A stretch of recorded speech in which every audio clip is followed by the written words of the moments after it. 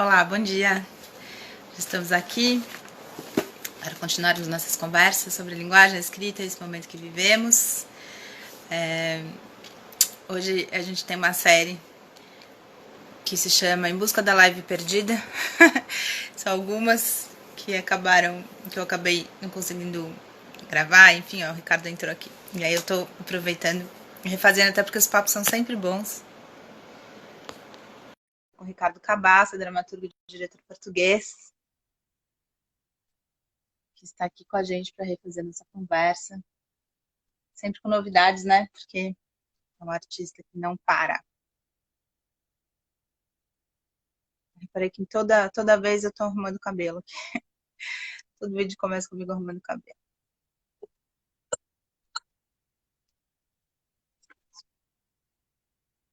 Esperando.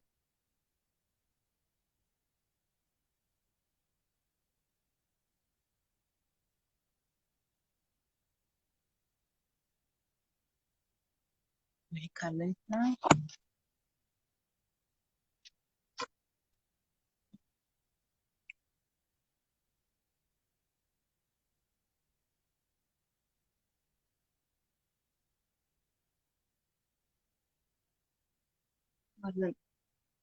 Demorando um pouco mais que o normal.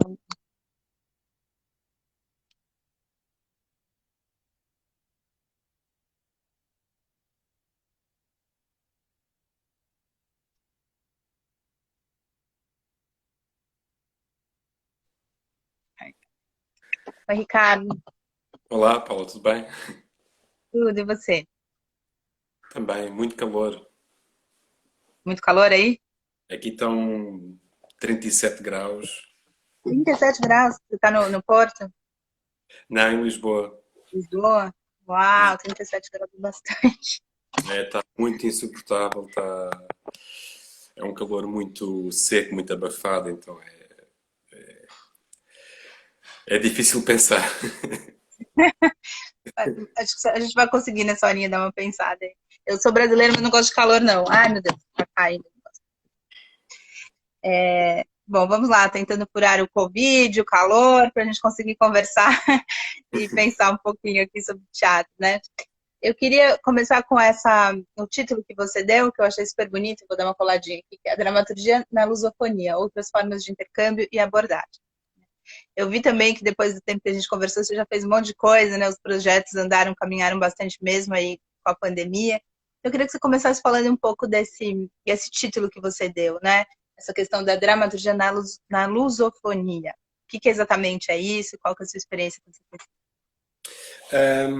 Sim, nós temos uma companhia de teatro aqui em Portugal que se chama 33 Ânimos e tem sido assim de certa forma, uma inquietação procurar estabelecer diálogos entre dramaturgias, porque há sempre pronto, aquele formato, aquela ideia de o dramaturgo escrever sozinho.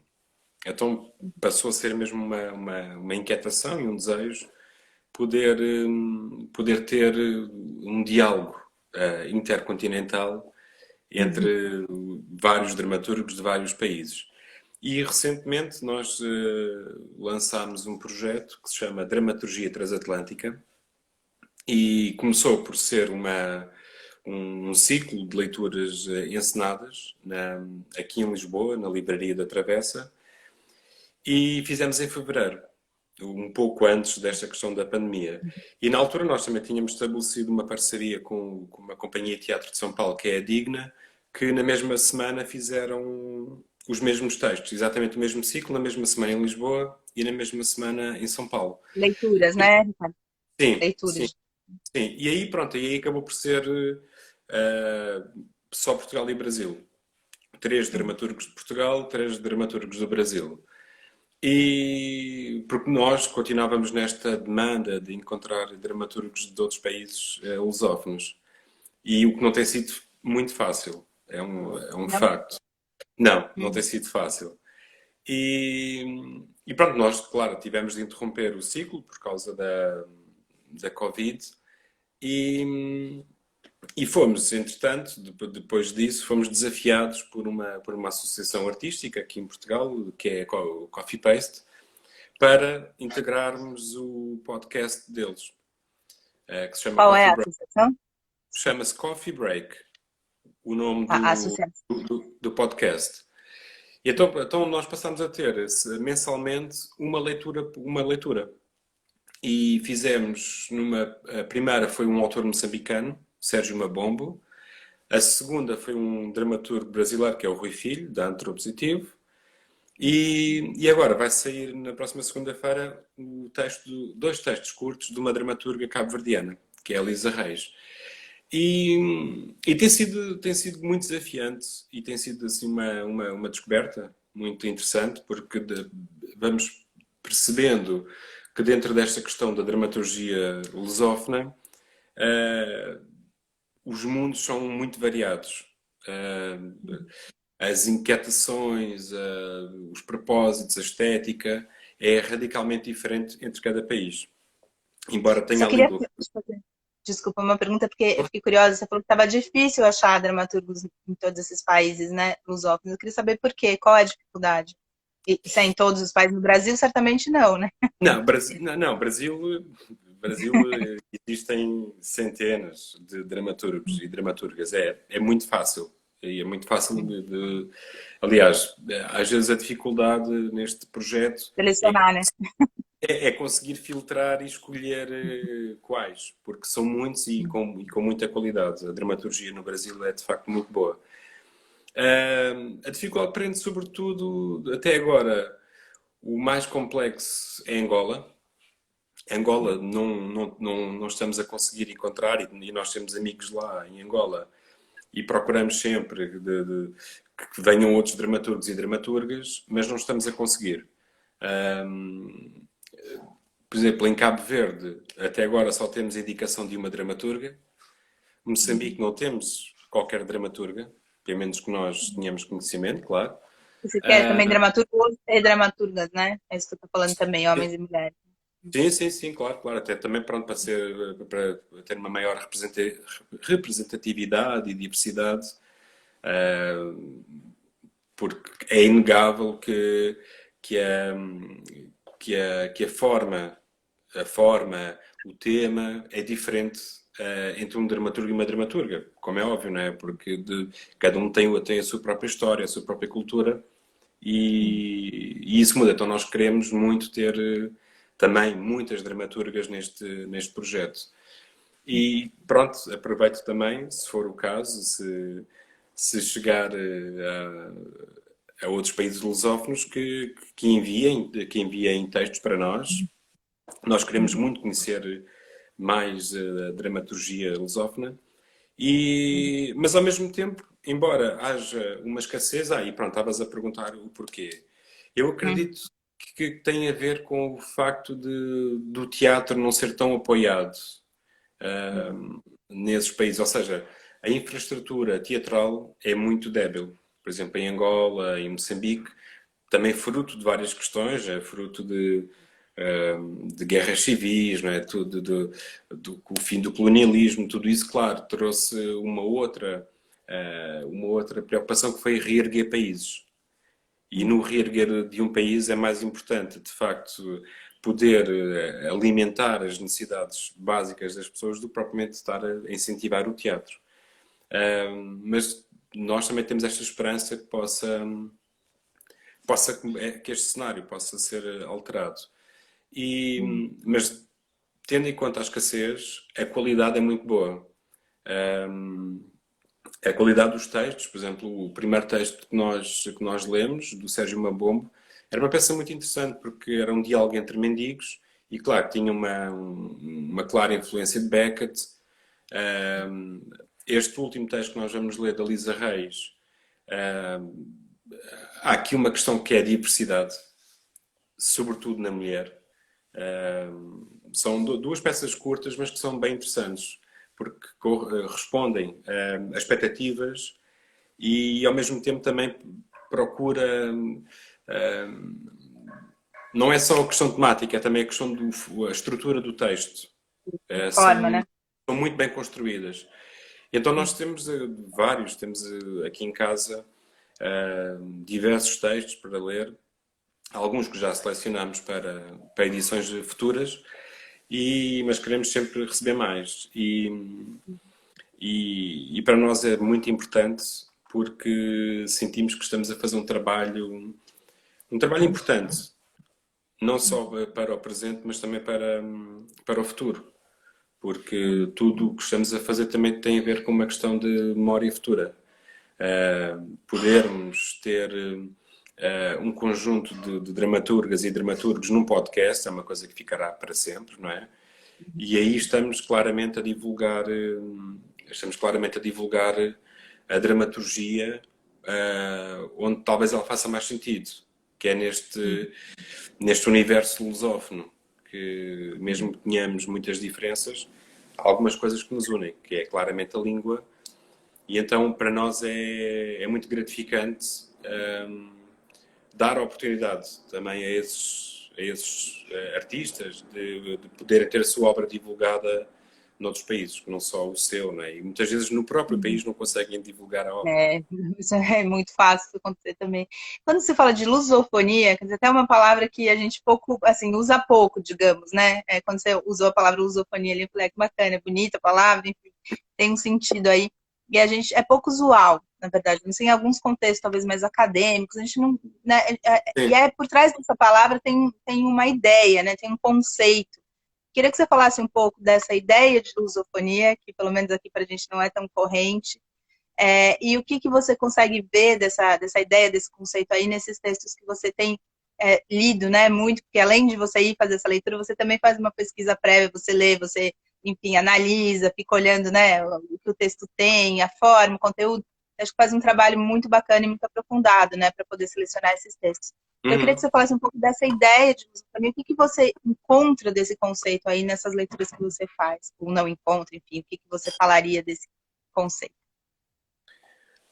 Hum, eu acho que o conceito de lusofonia vai muito além só da questão da língua. Embora a lusofonia seja o som luz, não é? O som da língua, vai muito além, porque embora as razões nem sempre, ou as razões não são as melhores, não é? Porque este contacto que nós temos entre Portugal, Brasil, Angola, Moçambique, etc., parte de um passado que é nefasto, não é? Que foi o colonialismo, foram os descobrimentos. Hum, Ou seja, eu acho que na raiz aquilo que uniu foi uma coisa de imposição. Não é? E era basicamente essa ideia, não é? Se bem que na altura nem sequer havia o conceito de lusofonia. Lusofonia é uma coisa que surge já no século XX, não é? Já depois da libertação e independência dos países. Eu acho que esta questão da lusofonia tem a ver com, pelo menos é assim que eu quero ver esta questão e quero defendê-la desta forma, que é, existe uma língua matriz, a língua que é comum a todos estes países, mas depois eu acho que aquilo que deve ser encarado como lusofonia é muito além da língua, que são as culturas, que a cultura de cada país e é a forma como tudo isso pode ser integrado e coexistir e coabitar de uma forma pacífica, hum, sem que haja obrigatoriamente uma necessidade de impor uma política ou uma ideia. Então acho que e percebe-se claramente ao ler estes textos, ao ouvi-los, percebe-se que há pontos em comum, mas que acima de tudo há uma independência, uh, digamos, uma independência cultural que agrega ainda mais valor a esta ideia de lusofonia. Ou seja, porque eu acho que a lusofonia tem muito de diversidade e não de unidade. Ou seja, não, a lusofonia no Brasil, como é óbvio, terá um peso diferente da lusofonia em Cabo Verde. Até porque também tem a ver com uma questão de proximidade entre países, não é? Possivelmente Portugal até estará mais próximo da lusofonia africana do que propriamente da brasileira. Porque mesmo pensando no contexto social português, hum, pelo menos desde o 25 de Abril, já existia antes, mas sobretudo desde o 25 de Abril, que, que grandes comunidades africanas vivem em Portugal. E pronto, houve uma, houve uma, ah, houve uma procura de uma tentativa de integração que nem sempre resultou, ou ainda não resultou, ou não está a resultar. Claro que também tem a ver com outras questões, não é? Porque há muita. Acabou por haver segregação de comunidades africanas que vinham para Portugal, comunidades que vinham de Angola, Moçambique, Cabo Verde, Guiné, São Tomé, mas que não eram integradas. Ou seja, eram pessoas que iam para a periferia, viver em condições muito precárias e, e é difícil porque de facto as condições não são muito dignas. Mas desde Eles sempre estão aí, que. né? E já são gerações, né? Um pouco isso que você está falando. Sim, Só para contextualizar, o 25 de abril é a Revolução dos Cravos, né? Quando acabou a ditadura mais longeva da história da Europa, que foi de Portugal. Então, quando teve essa abertura, né, do país, na verdade, né? E aí você está dizendo que depois disso, então, teve um êxodo, digamos assim, de comunidades africanas para dentro de Portugal. E agora a gente já tem gerações aí, né? Por mais que essa integração seja difícil, que tem enfim, segregação, como você está falando, o que eu estou entendendo é que tem, de fato, querendo ou não, você vai ter aí uma integração cultural, você vai ter, ou pelo menos, essa cultura desses países africanos estão muito dentro também de Portugal, né, Ricardo? sim, sim, porque para nós era. A questão africana acabou por ser, eu falo nós, a minha geração, não é? Já uma geração posterior ao 25 de Abril. Sim, Ou seja, para mim o contacto era direto. Era uma coisa real, concreta. Enquanto que a ligação com o Brasil era muito mais, digamos, virtual. pena, pelas novelas. As novelas, era a música, enquanto rapidamente começámos também a ter acesso à gastronomia africana, não é? A cachupa, pronto, outros pratos que de facto passaram a fazer, não vou dizer parte do cotidiano, mas passaram a ser acessíveis. Assim como a música, não é? Músicos africanos em Portugal, ou seja, era um contacto muito direto. O contacto com o Brasil, em termos de vivência, passou a ser mais tardia. Já passou a ser por volta da década de 90. Aí é que houve uma imigração muito grande de Brasil para Portugal. E, claro, aí também o contacto foi se estabelecendo e hoje é E muito hoje em forte. dia, hoje em dia, tem os brasileiros todos querendo ir para Portugal. Sim, é uma relação muito forte. É uma relação bem forte e mesmo comunidades artísticas que vivem hoje em dia em Portugal, de Lisboa, Porto, sobretudo teatro. Nós temos muitos amigos que vieram do Brasil para cá, de atores, encenadores, professores. E, ou seja, eu até acredito que não que assim, a curto prazo o tecido teatral português possa mudar.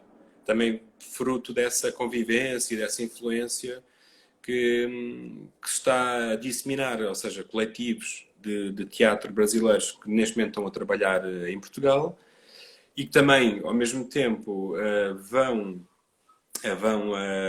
misturando elencos, vão misturando estéticas e vivências, ou seja, acredito que isso possa, não vou dizer nos próximos 2, 3 anos, mas calhar daqui a 10 anos, já poderá ser uma realidade ver elencos misturados nos palcos, o que hoje acontece pouco, mas pode ser que no futuro isso aconteça com maior regularidade. Uhum. Bacana, mas dentro dessa questão, que você está falando dessa diversidade e tal, e de ser a mesma língua, mas é como se fosse uma mesma língua, assim, como, ela é uma mesma língua, porém, né, tem muitas diferenças, né? Uhum. Sim. Dependendo do lugar onde você vai, mais ainda, né? Quanto menos você ouve o sotaque, né, mais ainda. Então, assim, queria que você falasse um pouco como que você, olhando esses textos, como é que você sente a questão da língua, dessa Tem muitos termos que você tem que procurar para ver exatamente o que é, ou termos iguais que são usados de modos diferentes. Como é que você vê essa dinâmica da língua dentro dessa questão da lusofonia desses textos aí, desses três continentes? Sim, isso acontece. Acontece termos textos em que há eventualmente alguma expressão, alguma palavra que possa ser diferente. E nós discutimos com os atores sobre essa questão, sobre uma tradução, e nós sempre nos opusemos a uma tradução, porque para nós não faz sentido, não é? Não faz sentido adaptar um texto que venha do Brasil ou que venha de Angola e temos de o adaptar para o português daqui. Nós acreditamos que o próprio contexto do texto, da peça, dará o significado da palavra. Então vocês leem ele como ele está, com o acento do país que veio. Assim. Exatamente, nunca alteramos, não aportuguesamos o texto. Nós recebemos de uma forma e é lido dessa forma. Não É um queremos. estudo bom antes, né, Ricardo? Você tem que fazer um estudo bom antes, né? Com termos e coisas e tal, ou não? Não é tão complicado assim, quanto parece. eh, até agora, honestamente, talvez na peça moçambicana tivesse um, dois termos que potencialmente não seriam entendidos em Portugal. E no caso do texto do Rui Filho, a única questão que havia, se não me engano, era bexiga. Porque no Bexiga, né? Brasil é o balão, né, que superamos. Ah, Porque aqui em pode ser Portugal. duas coisas. Né? É, Bexiga que é sim, um órgão e bexiga que é. exato. E aqui em Portugal, a bexiga é só o órgão. Ahm, mas nós optámos por não fazer uma tradução porque repetia-se ao longo do texto. E com o progresso do texto, facilmente se percebe que é um balão, não é? Que é uma bexiga. Então achámos que não seria impeditivo de entender o texto na sua totalidade. Eu acho que é. Talvez este trabalho. Eu também vejo muita dramaturgia assim. Que por vezes a dramaturgia não é para o presente. A dramaturgia é muito para um futuro. Um, e eu acho que talvez este trabalho que nós temos com a dramaturgia transatlântica e com este podcast sirva mais para o entendimento no futuro. Porque possivelmente quem hoje está a ouvir o podcast poderá não entender uma expressão ou outra, mas com o tempo vai rotinar, vai habituar o seu Rotinar é ouvido bonito. a uma Rotinar outra. é um verbo bonito, a gente não É fala bonito. isso. Rotinar. Eu Tornar acho que rotineiro. é Bonito. rotineiro.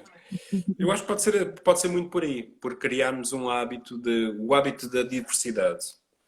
Nós estamos muito habituados à norma. Aquilo que para nós é o normal, não é? O cotidiano normal. Então nós queremos precisamente transformar isso e dar a oportunidade também para quem nos ouve, dar essa diversidade, dar essa pluralidade de pensamento e de ideias e temas, para que daqui a uns tempos já seja normal, já seja perfeitamente enquadrado ou enquadrado uma expressão que até há um ano ninguém conhecia. Então é isso que nós queremos com este projeto. Muito legal. O Wagner falou que lindo. A Mariana está falando oi aqui. É, para além das palavras, né, tem também, digamos assim, esse jeito de escrever, né? A gente falou um pouco da questão da forma. Eu queria que você falasse um pouco o que você enxerga também na questão da forma, né? Se tem similaridades, diferenças, se no continente africano esses países, você falou de alguns que você não conseguiu textos, mas você conseguiu de vários outros, né? Se tem algo que una, né? Como a gente às vezes tem essa visão ainda a África como uma unidade, né? Sendo que é uma coisa tão diversa também, acho que você pode falar um pouco disso. Tem algo que una ou não? Como é que você vê? O que tem aí na questão da forma também e dos temas que são tratados nesses textos, Ricardo? Em termos temáticos, eu acho que há uma conexão, mas de forma indireta. Ou seja, em alguns dos textos que li, havia uma referência muito acentuada, e claro, é necessário exorcizar esse passado que é a guerra colonial. Por um lado, a guerra colonial que foi que o Salazar, o ditador de Portugal, lançou contra os países africanos, os países colonizados. E foi uma guerra longa que durou 13 anos. E quando logo a seguir à independência dos países africanos, em alguns houve guerras civis. Guerras civis muito sangrentas que terminaram há pouco tempo e ainda há muitos resquícios disso. Então há muitos dramaturgos que conversam muito com a questão da guerra civil, porque guerras civis que dividem países, que dividem famílias, que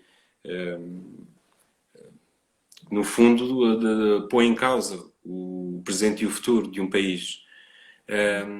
Então essa forma indireta é Portugal foi o responsável pela guerra colonial, de certa forma foi também o responsável pela guerra civil.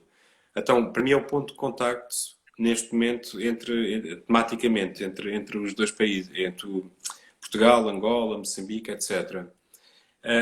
Mas só fazer uma pergunta, mas os textos de Portugal se refletem muito também sobre essa questão da guerra? Ou você está falando que é uma questão mais africana? Não, né? É mais Africana só. Sim, em em Portugal não geral, se fala, dentro dos diferentes países. sim, em Portugal não se fala muito sobre o tema. Não, Imagina. em teatro não é propriamente um tema que seja trabalhado, que há exceções, poucas, mas há. Então, tematicamente, eu vejo mais desta forma. Em termos de formato, em termos de formato, por exemplo, algumas das peças que nós lemos já no podcast, segue um formato muito, digamos, convencional, do diálogo, didascal, a rúbrica, pronto, claramente de uma matriz mais ou menos clássica. Outros chegam por exemplo, como foi o caso da peça que nós lemos do Rui Filho, era uma peça completamente imagética. Era uma das grandes forças da peça do Rui era sobretudo nas rúbricas, que era a encenação. Era claramente uma encenação dentro daquela peça. No caso das peças africanas, o que eu sinto é precisamente isso. É que em termos de formato, em termos de estrutura, nota-se que é um objeto ainda um pouco, digamos, incipiente, né? Que ainda está assim a começar, talvez também pela falta de infraestrutura teatral nos países. Ou seja, o contacto com o teatro é menor, Pesquisa, né, também. ou seja, tecnicamente, talvez tecnicamente falta alguma coisa nas peças africanas que li até agora. Talvez por essa falta de contacto com o teatro mais presencial, mais habitual. E acho que isso, claro, como é óbvio, não é? De alguém que tenha pouco contacto com o fazer teatro, acaba por não levar isso para o seu texto, não é? Então, aí é uma diferença que eu vejo. Talvez falte essa componente mais técnica. Uhum. E aí, como é que é usar essa linguagem, né? Porque estamos sem palco, né?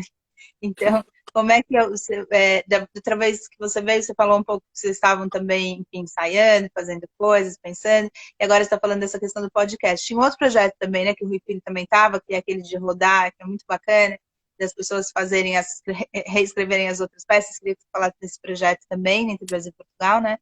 E me falar um pouco como é que está sendo utilizar esses formatos aí de podcast, por exemplo, para usar, né, para, enfim, não sei, não substituir, porque nada substitui, mas queria que você comentasse um pouco a questão do formato também, que está sendo possível, né, de usar nesse Sim, projeto. sim. Em relação ao podcast, nós, por uma questão de quarentena, os dois primeiros episódios foram gravados online. Cada um na sua casa, para não haver o risco de contaminação, não é, por causa do vírus. E só agora, neste último episódio, é que nós juntámos as atrizes, no caso, as atrizes. E, claro, é muito mais estimulante quando nós temos a oportunidade de estar no mesmo espaço. Porque, como é óbvio, não é? Há a contracena, há o respirar, há o tempo. No online não conseguimos ter isso. Não é? No online não há possibilidade de haver uma contracena real. Ahm, Até por vários motivos. Por vezes a rede de internet cai ou fica mais Um delay, fraca. né? Você não sabe É se o o outro delay. vai falar. Sim, só se fosse uma contracena com delay, né?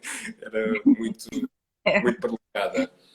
E, e essa é uma questão que, de facto, isto mudou um pouco a nossa forma de estar e a nossa forma de pensar.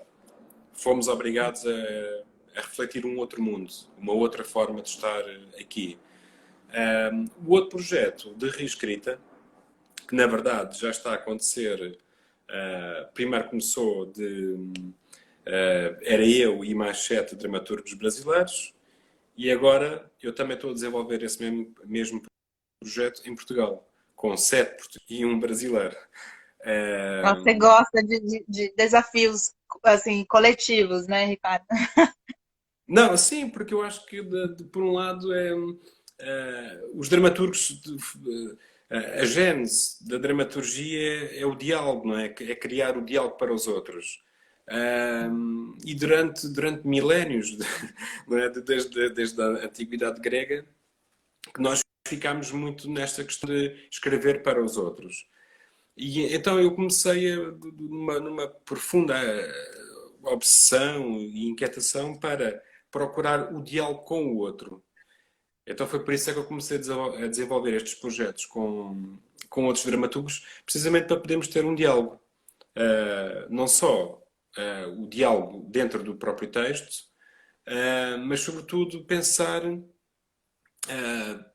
a estranheza que é receber um texto, por exemplo, e ter de o reescrever. Não é? Só que se depois multiplicarmos isso por 7, ou seja, vamos ter 8 reescritas de um texto, que no final dará umas boas dezenas de peças. E Deixa eu aquilo só que. explicar, explicar, ver se é isso daí, né? É você e mais 7 brasileiros, depois você e mais 7 portugueses, você e mais 7 portugueses e um brasileiro, né? Aí em Portugal. Sim, Aí cada um escreve um texto e daí vocês rodam esse texto e cada texto é reescrito pelos outros 7. Então, cada texto vai ter 8 versões. É isso. sim, sim. E no final, a última peça que cada dramaturgo reescreve é a sua, já com as outras camadas todas por cima. Ah, aí ela vai pegar essa última versão e reescrever em cima dessa última versão também, é isso? Sim, que é Ah, para.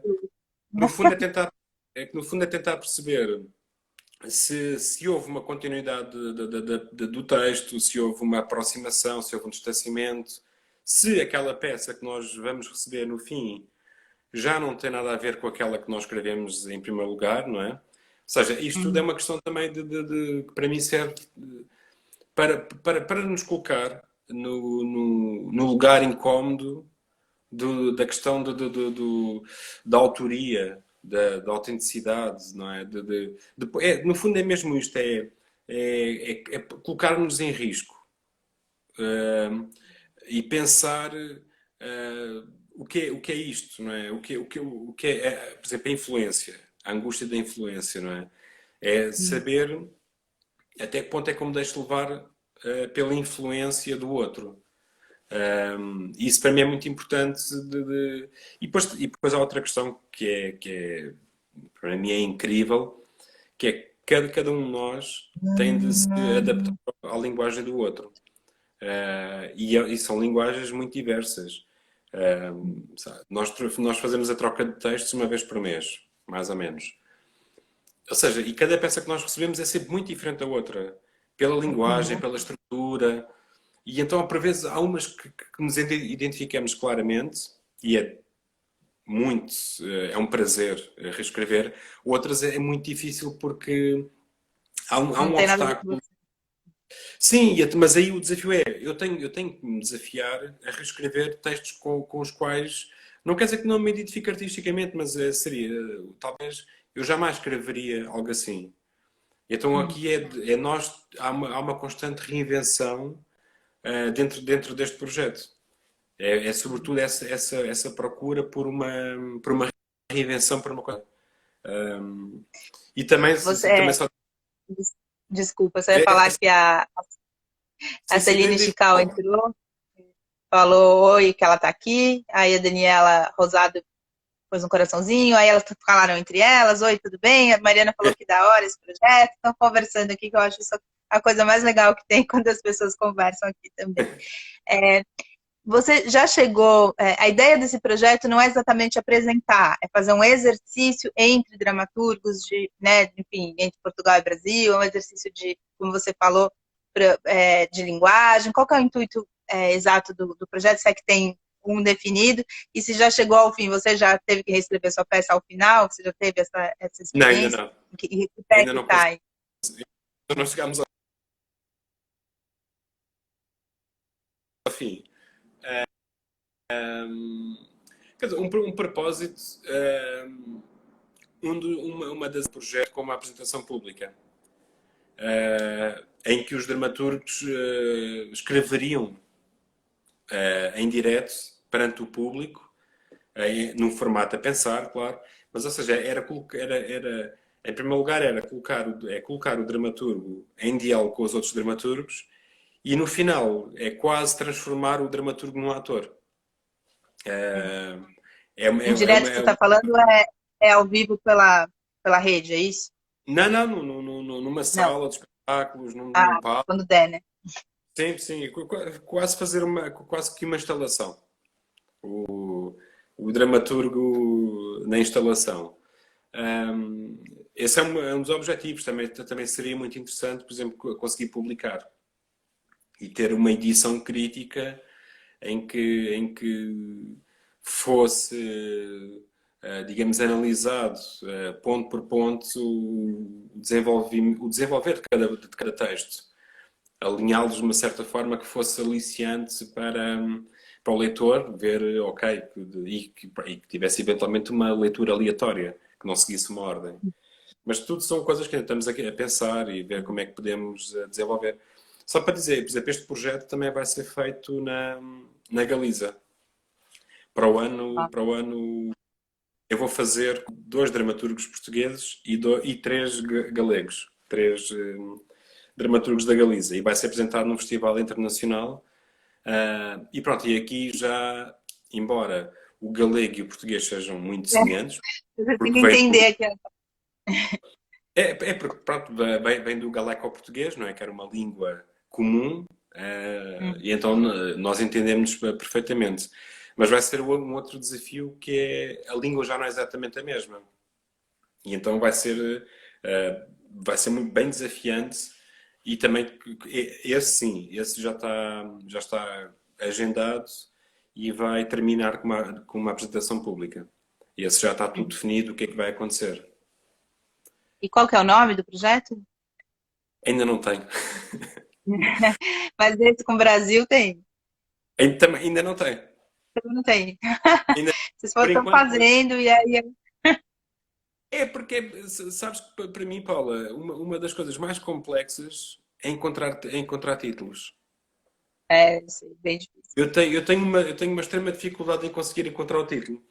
Ou encontro o título enquanto escrevo e de repente há uma frase, há uma palavra que me chama a atenção e aquele passa a ser o título do texto. De outra forma, eu ando com várias possibilidades na cabeça e depois partilho com outras pessoas, com a Daniela Rosado, por exemplo, e está sempre a censurar, a dizer que o título é péssimo, é É. mau.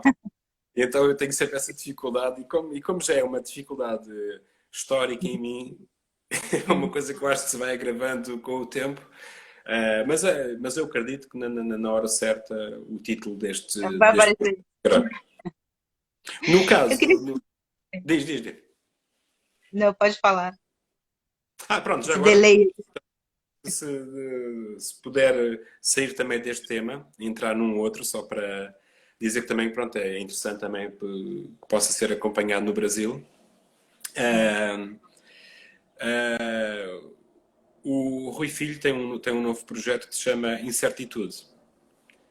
E é um projeto que está dentro do site da Antropositivo e que é um projeto também super interessante e muito estimulante, em que ele convidou a Sílvia Gomes do Brasil, ele, o Diego Aramburu da Bolívia e convidou-me. E então é um projeto em que nós estamos a construir uma peça em que duas cenas são divulgadas no site, em que a premissa que dá ignição a cada um vídeo. Então cada dramaturgo recebe um vídeo e depois dá continuidade à narrativa. É um projeto que arrancou há pouco tempo, há 2 semanas, sensivelmente, e já temos 6 cenas. E pronto, se puderem acompanhar também O no site é site uma da, revista, né? Da Antipositivo.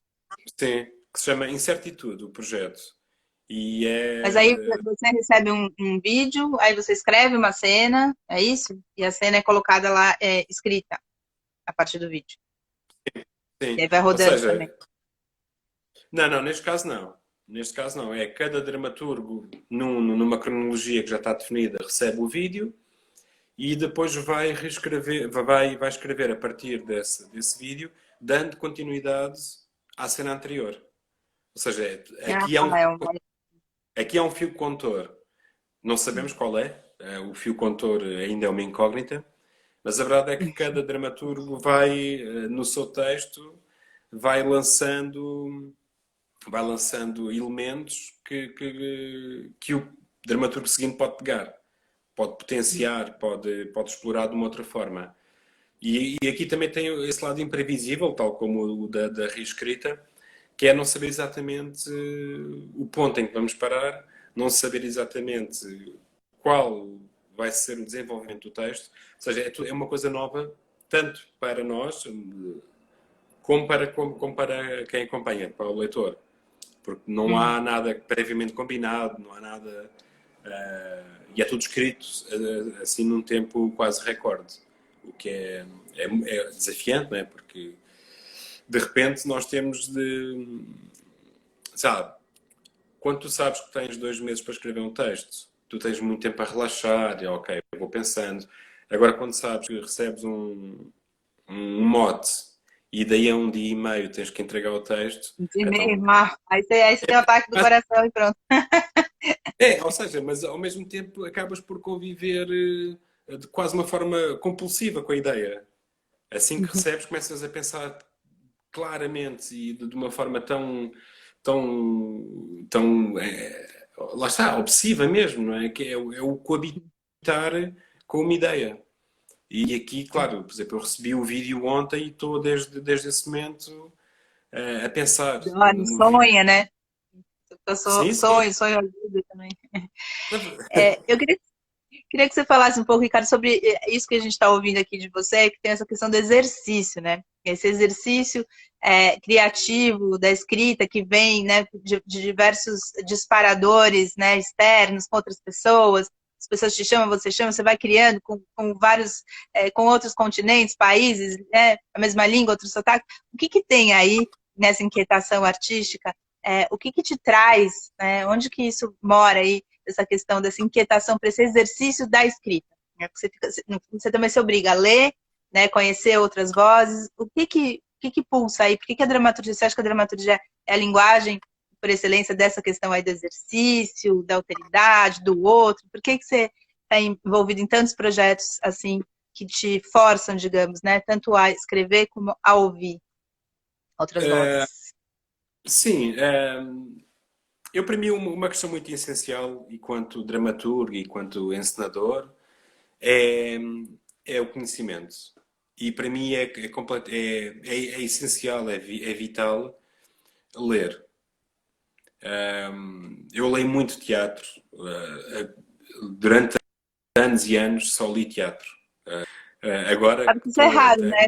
Mesmo entre as pessoas do teatro, já ouvi gente do teatro falar que não gosta de ler teatro. Não é Sim, tão sim, comum.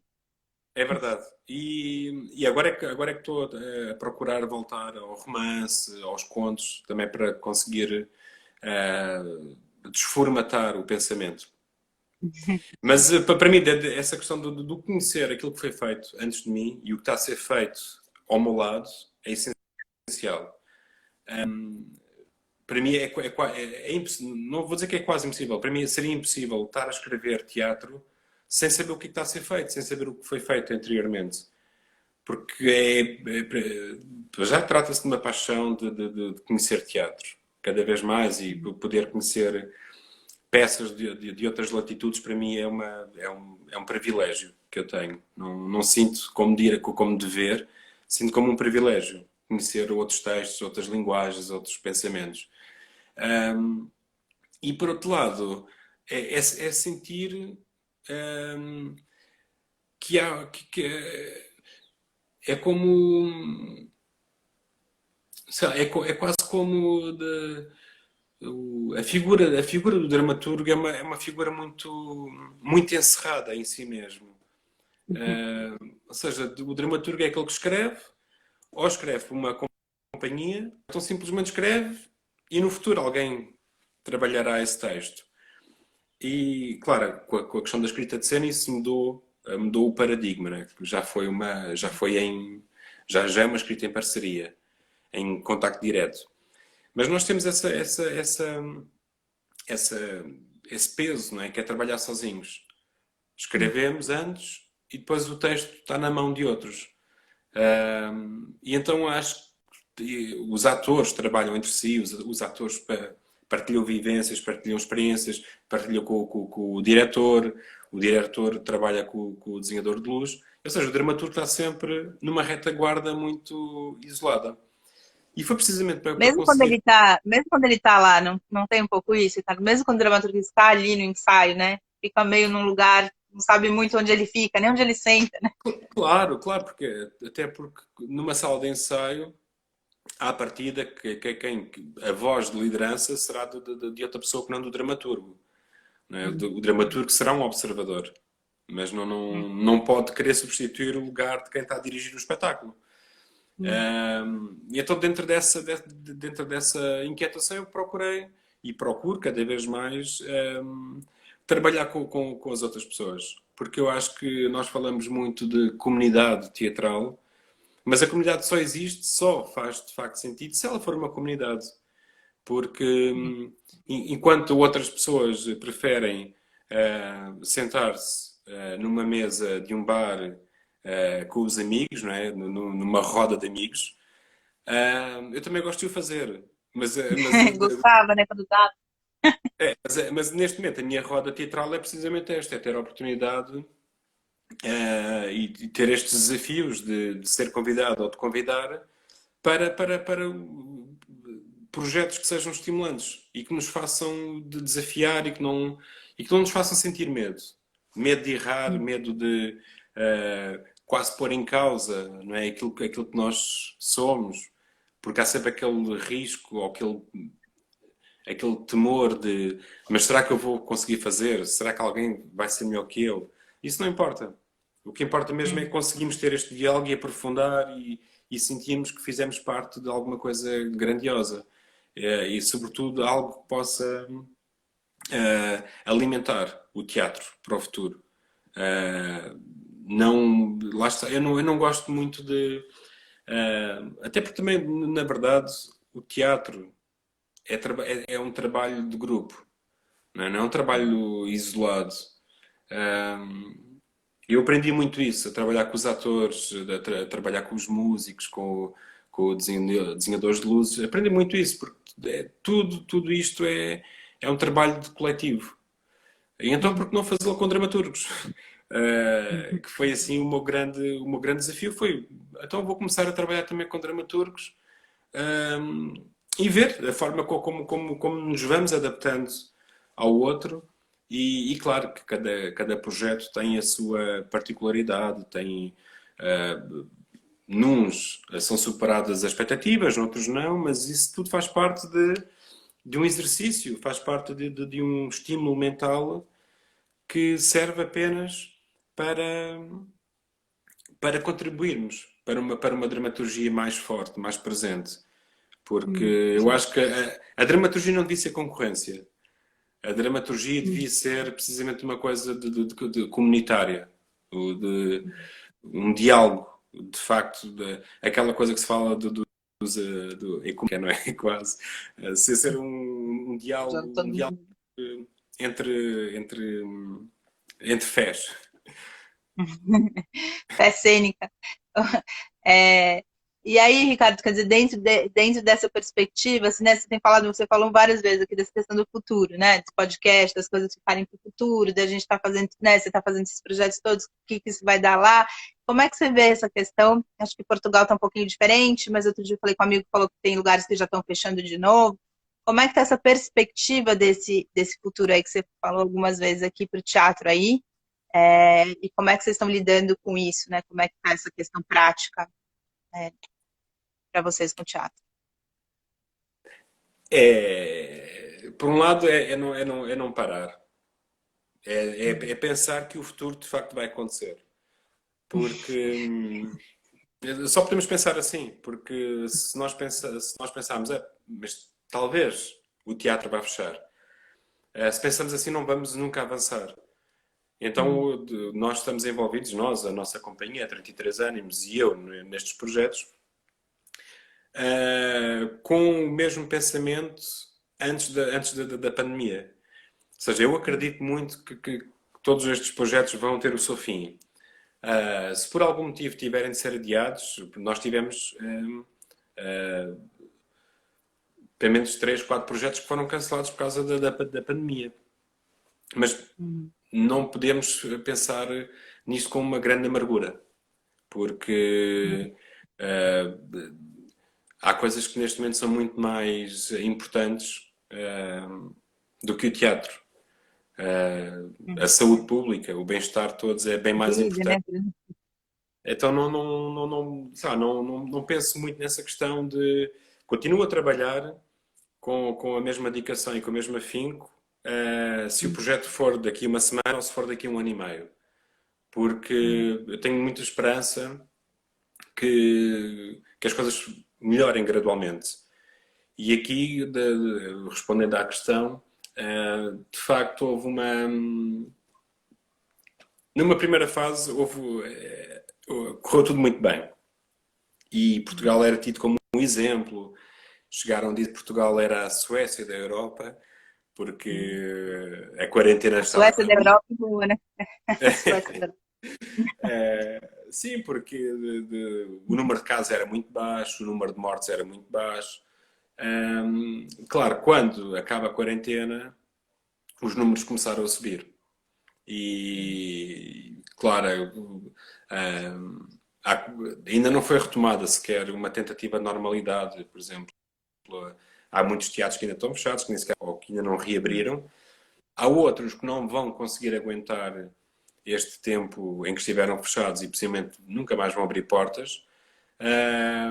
Mas é como digo, eu acho que a nossa meta deve ser sempre essa crença de que as coisas vão acontecer. E eu continuo a trabalhar com a mesma naturalidade, pensando que se não acontecer, vai acontecer mais tarde, vai acontecer depois, vai acontecer numa outra hora. E claro, também estando envolvido em vários projetos, dá-me essa, É fácil. digamos, dá-me esse conforto de se um cai, dois levantam-se, não é? Um, Eu falo é, que as pessoas, se eu tivesse uma empresa, se eu fosse uma política, eu ia trazer só gente de teatro para trabalhar em todos os cargos, porque é uma crença e é uma potência de trabalho que é impressionante, né? Seja em qual for a situação. E sempre esse otimismo, é muito bacana de ver. A gente tem 5 minutinhos, ok, 5 minutinhos finais, aqui o tempo passa rápido. Eu queria passa que muito rápido. você deixasse, além dessa fala super bonita e de otimismo aí, e de pé no chão, eu queria que você desse alguma indicação, alguma coisa aí nesse momento que você está lendo bastante, para as pessoas lerem, entrar em contato com dramaturgia, quem não conhece, quem nunca leu ou leu pouca dramaturgia, se você tem alguma coisa que você indica aí para as pessoas lerem, verem, enfim, nesse momento. Em 4 Olha, minutos. pronto, neste momento estou a. Agora já não vou ter tempo. Pronto, eu estou a reler muito a Odisseia, porque eu estou envolvido num outro projeto que estamos É a. outro projeto, então. Vai ter de ser numa outra altura, já não vou conseguir explicar, porque pronto, mas é um projeto com mais de 12 pessoas em que estamos a reescrever a Odisseia, do princípio ao fim. Ah, reescreveu Odisseia, entendi. Sim, Simples assim. e pronto, é um dos livros que neste momento estou a ler. Também estou a ler um texto, ou estou a reler uma biografia, porque eu para o ano vou escrever uma peça para um ator carioca, o Isaac Bernard, que ele para o ano vai dar os 40 anos de carreira, então ele pediu para escrever uma peça para ele, e vai ser sobre um americano que esteve numa aldeia na Amazónia, e estou a reler essa biografia. E depois voltei ao romance. Há pouco tempo comecei a aproximar-me da obra do Salinger, que era uma obra que eu nunca tinha lido. Estou a ler muito uma dramaturga, artista, é mais que dramaturga, que é a Patrícia Portela, que eu recomendo também a obra dela, que eu gosto muito. Tem contos, tem romance, tem teatro, é muito interessante. Bonito ler agora o Apanhador no Campo de Centeio, agora é bonito de ler, né, nesse momento, agora que você falou do Salinger, eu pensei. Esse é um texto que eu quero ler. Esse ainda não consegui ler, mas quero, Não? Ah, quero no muito, meio de quero muito. 85, entre uma Odisseia e aí você pode pôr Sim. um Apanhador no Campo de Centeio, É muito que interessante é bem porque ela bonito esse momento. é, a questão da família, é muito a questão familiar. Acho isso importante. Ah, não, nos 2 minutos finais. Não tem problema o tempo inteiro, agora nos 2 minutos finais. Outra coisa que eu também posso partilhar e posso eh, aconselhar é uma banda que eu gosto muito de portuguesa, que se chama Danças Ocultas. É só com acordeon, são quatro, se não me engano. É uma banda muito boa, Danças Ocultas, se alguém quiser depois procurar no YouTube. Essa é a minha sugestão musical. E, e pronto, eu posso voltar a dizer, como da outra vez tínhamos falado, o Herberto Helder, que é de facto uma, Ah, uma inspiração contínua. poeta E português ainda tenho, maravilhoso. é muito maravilhoso. E tenho aproveitado também para ver muito cinema, tenho visto muitos filmes e recentemente vi o Retrato da Rapariga em Chamas, que é um Ai, não filme vi. fabuloso. E pronto, e também, só para, já que estamos a terminar, só dizer que eu neste momento estou envolvido numa minissérie com uma atriz de São Paulo, que é a Mariana Leme, da Rima Coletiva, e em breve, nos próximos meses, vamos lançar os episódios todos nos canais adequados. E vai ser também assim, uma minissérie muito interessante sobre solidão e, e como é esta questão de viver sozinho, não é? De viver completamente isolado. Não tem a Isolado. ver com a pandemia, não tem a ver com. Essa não é a premissa. São outros que também não vou divulgar, senão depois perde. Lateralmente pega. Bom, essa usina de projetos, de trabalhos e de otimismo, muito obrigada. É muito bom começar o dia assim, ouvindo você. Aqui a gente está no começo da tarde, né? Isso já estão pelo final. Obrigada, agora vai ficar salvo, Obrigado, vai subir Paula. no canal. Obrigado pelo reconvite e também dizer, já agora, também sobre pronto, estamos a falar da memória futura do arquivo, também dizer que este teu projeto acho que é sublime porque também permite aproximar as pessoas, não é? E também neste período em que nós estivemos, ou que ainda estamos, todos isolados, serviu muito também para poder aprender muito com outras pessoas, aprender muito também contigo. E é muito estimulante saber que estes projetos existem. Que pessoas como tu estão a fazer pessoas como tu, uma dramaturga, uma artista, também está a agregar, está a dialogar de uma outra forma com outros artistas, o que é de facto importante. E por isso também Obrigada, agradeço e dou os parabéns. nos Foi um prazer. agradecemos. Foi um prazer. Obrigada. Tchau, Obrigada a tchau, todo Paulo. mundo que veio. Tchau. Até amanhã Obrigado às por 11 terem da manhã, assistido. estou aqui de novo. Tchau. Tchau.